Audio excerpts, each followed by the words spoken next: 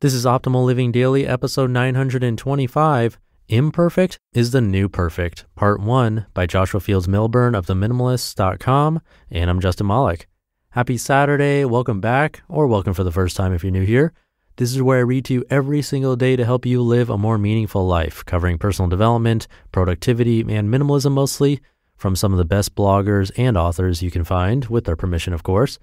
And today's article is from Joshua of the Minimalists, who was kind enough to mention me and our podcasts on his show, the Minimalists podcast. Definitely check that out. You can also find their documentary on Netflix if you search for minimalism. And I consider Josh and Ryan friends now. They're super friendly and encouraging, so please do visit them online.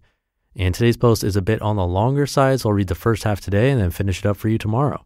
So with that, let's get right to the post and start optimizing your life. Imperfect is the New Perfect, Part 1 by Joshua Fields Millburn of Minimalists.com. Perfectionism is a futile endeavor. As a perfectionist, I speak from experience, and this essay is my confessionary hymn. At times, my perfectionism haunts me.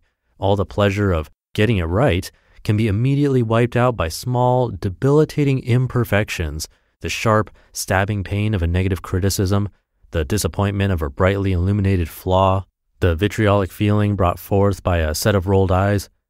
Our culture reinforces certain standards we cannot live up to. The women with their half-a-serving hips adorning the covers of magazines. The expensively dressed celebutantes wearing an average person's annual salary on her wrist. The modern-day rock stars and Fonzarellis plastered all over billboards and TV screens. Attempting to keep up with these false standards is tantamount to playing a rigged game. The game of perfectionism is designed for failure. Plus, even if we could win that game, it wouldn't make us happy. Contentment comes from within, not from the entrapment of protruding hip bones or the bling-bling of consumer purchases. And yet, we continue to play this game with religious devotion, myself included. For example, I published my first fiction book this week. It quickly climbed to the top 10 on Amazon. Going into the week, I didn't have any expectations or sales goals, so watching the book climb was a beautiful surprise. I'm not concerned about sales or making money with this book. It is far more important to me that people read it. Writing literary fiction has been my passion since I was 22. I'm 30 now, so suffice it to say this book has been a long time coming. Moreover, writing fiction is 10 times harder than nonfiction for me. One must worry whether or not his characters feel real, whether or not the narrative flows fluidly, whether or not the plot serves a purpose, and a dozen other concerns. However, writing fiction feels 100 times more rewarding when I get it right. That's because fiction allows me to explain life in ways that nonfiction can't. It can evince human emotion. It can exhibit what it's like to live in the complex modern world. It can explain life in ways that nonfiction can't. The way I think about it is that nonfiction nourishes my intellectual side, what I think, while fiction nourishes my emotional side, what I feel. So publishing my first book of fiction and watching it climb the bestseller list has to feel great, right? No, not at first. My first reaction this week was anything but great. It wasn't even good or all right. Instead, I felt a pang of panic when I got the first email from a kind, well-meaning reader who informed me that he loved the book, but wanted to point out a typo in the first chapter. An A was used where an N belonged. What a horrible dash of cold water. It sounded silly, but my first thought was, oh no, I thought this book was perfect. My first reaction was to beat myself up, to freak out a little. I had worked harder on this book than anything else in my life, and there was a mistake. How was this possible? I read these stories dozens of times. There are entire passages I can recite without looking at the page. The stories were line edited by 2 incredible editors, and the book was proofread thoroughly by a group of a dozen proofreaders. How could there be even a single typo? I thought about it until I found an answer in my favorite literary writer, David Foster Wallace. I remembered that his magnum opus, Infinite Jest, was line edited twice by Michael Peach, arguably one of the best editors in the world. Then it was copy edited by several professional copy editors, and yet the first print edition of that book had several typos, much more than an "and." This reminded me of other errors I've spotted in my favorite books from my favorite authors, not to mention the errors, typos, and stupid mistakes I've seen in high school and college textbooks. Remember those? And don't even get me started on the amount of mistakes I see online. Oy vey. Once a creation, a book, an album, a movie, is released to the public, even its most subtle flaws are glaring. Perhaps this is a suitable metaphor for life as well.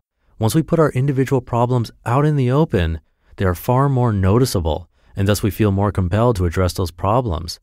I've noticed this phenomenon with myself and this website this year. By writing about my life, my transformations, my continued pursuit of personal improvement, I've put myself out there, as it were. Many of you know more about me than certain members of my extended family. Consequently, my public display of self forces me to grow in ways I wouldn't otherwise grow.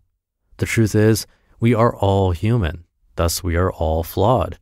DFW's Infinite Jest is a classic novel, even with its few mistakes.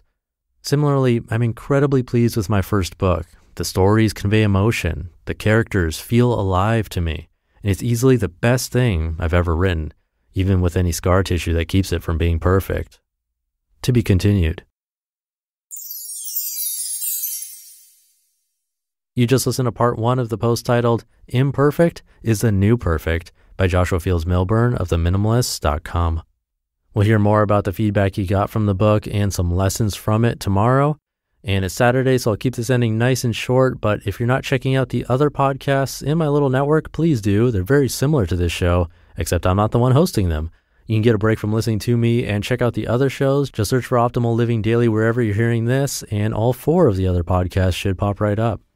That's it for today. Hope you're having a great weekend. Thank you for being here, and I'll see you in tomorrow's show where we'll finish up this post and where your optimal life awaits.